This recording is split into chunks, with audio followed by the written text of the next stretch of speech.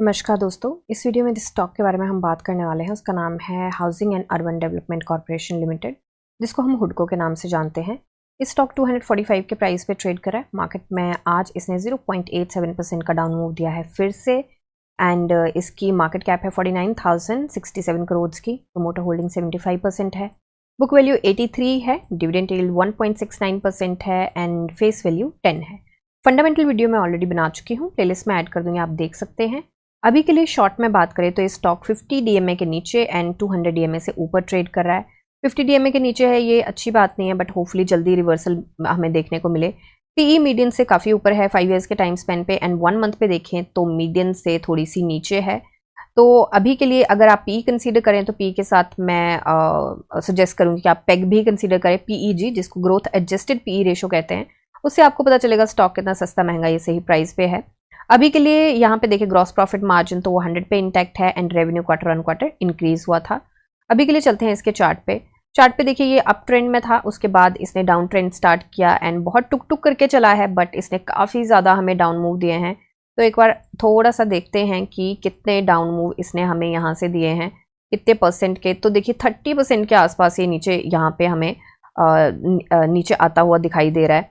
तो काफ़ी बड़ा अमाउंट होता है 30%। एंड अभी के लिए अगर हम देखें यहाँ पे पहुँचने के लिए, क्योंकि ये 30% जो है यहाँ पे 351 का 30% हो रहा है, जब ये नीचे ऊपर जाएगा तो 243 का 30% से ये उस रेंज पे नहीं पहुँच पाएगा। तो अभी के लिए अगर देखें हमें यहाँ तक पहुँचने के लिए 42% के मूव की ज़रूरत है। तो बेसिकली यूजली हमें लगता है कि हाँ 30% नीचे गया है तो 30% ऊपर जाएगा तो वहाँ पहुँच जाएगा, बट ऐसा नहीं होता है। तो बेसिकली 30% के लिए इसको 42% के आसपास चाहिए अभी के लिए, जितना 30% ये गिरा है।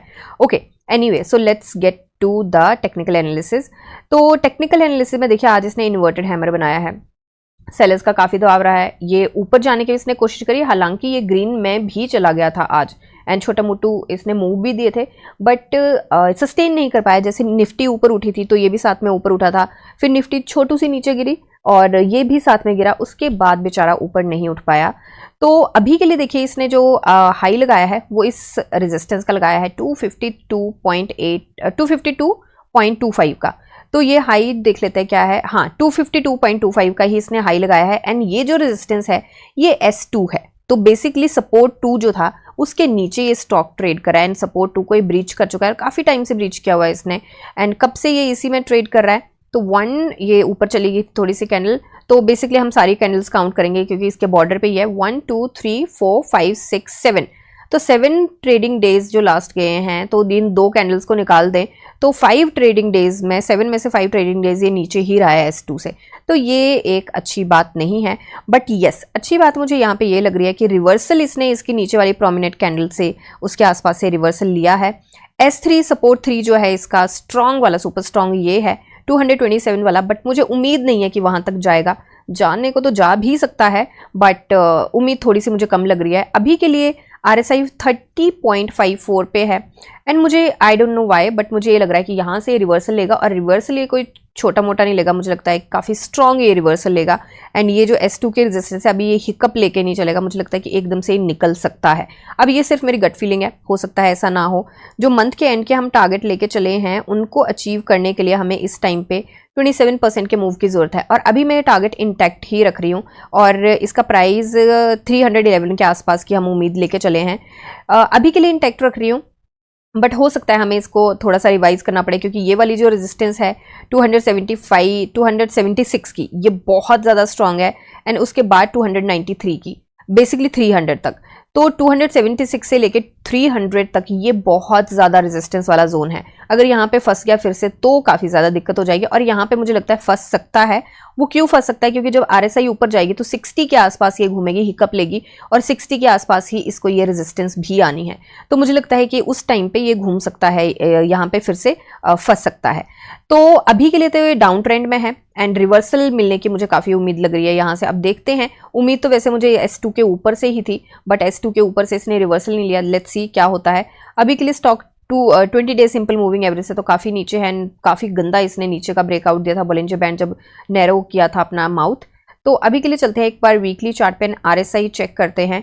तो वीकली RSI 47.04 पे है एंड ये इसका रिवर्सल पॉइंट डेफिनेटली है। यहाँ पे आप देखिए, यहाँ पे इसको यहाँ से रिवर्सल मिला है, फिर यहाँ पे देखिए यहाँ पे इसको रिवर्सल मिला है, और जब रिवर्सल मिलता है यहाँ पे तो काफ़ी स्ट्रांग यहाँ पे हमें मूव देखने को मिले हैं।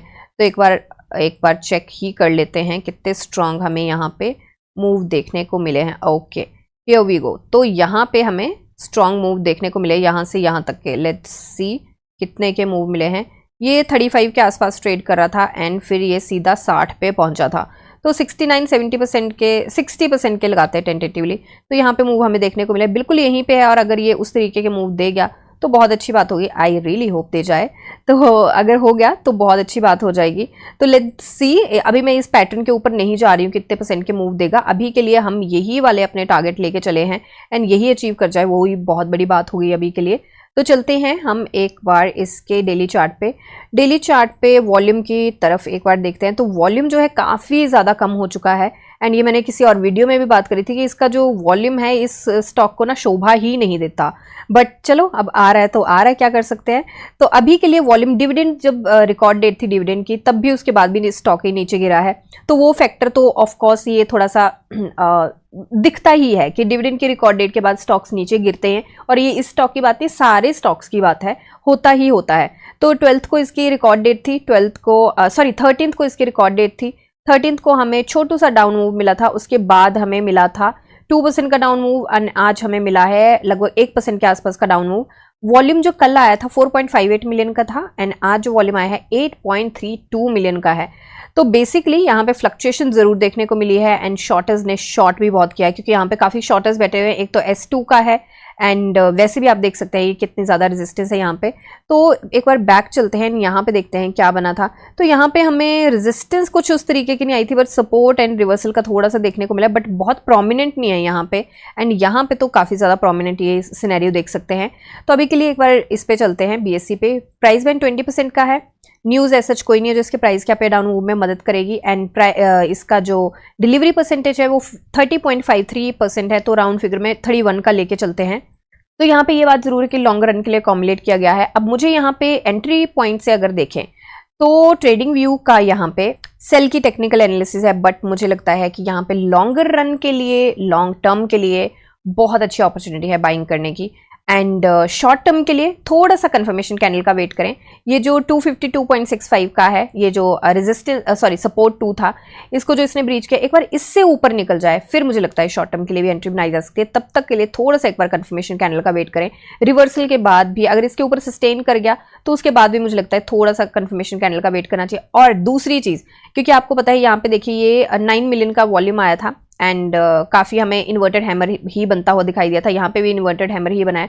उसके बाद हमें मिले थे लगभग 8.5% के मूव, उसके बाद 7.25% के मूव, उसके बाद 1% का। तो यहाँ पे भी हमें कहीं ना कहीं थोड़ा सा वैसा सा सिनेरियो बनता हुआ दिखाई दिया। बट यहाँ पे बहुत सारी कैंडल्स हैं, 1 मंथ के आसपास यहाँ पे किया था यहाँ पे क्रॉल। यहाँ पे थोड़ा सा टाइम हुआ, 7 ट्रेडिंग डेज हुए हैं। बट यहाँ पे मूव एक बार देखते हैं हमें कितने परसेंट के मिले थे। तो यहाँ से चलते हैं, तो हमें यहाँ पे लगभग जो सस्टेन किया था, तो सस्टेन करते हुए हमें 24% के आसपास के मूव मिले थे एंड यहाँ पे हम 27% के लेके चल रहे हैं। हालांकि यहाँ पे काफ़ी ज़्यादा रेजिस्टेंस है, बट लेट्स सी क्या होता है। तो होपफुली कि ये यहाँ पे ऐसा परफॉर्म करे, यहाँ पे आई रियली होप। तो ये मेरी एनालिसिस है, कोई बाय सेल होल्ड की रिकमेंडेशन नहीं है। आप अपनी एनालिसिस कीजिए, जानिए समझिए, पढ़िए और फिर इन्वेस्ट करिए। मिलते हैं नेक्स्ट वीडियो में, तब तक के लिए शुक्रिया एंड हैप्पी इन्वेस्टिंग।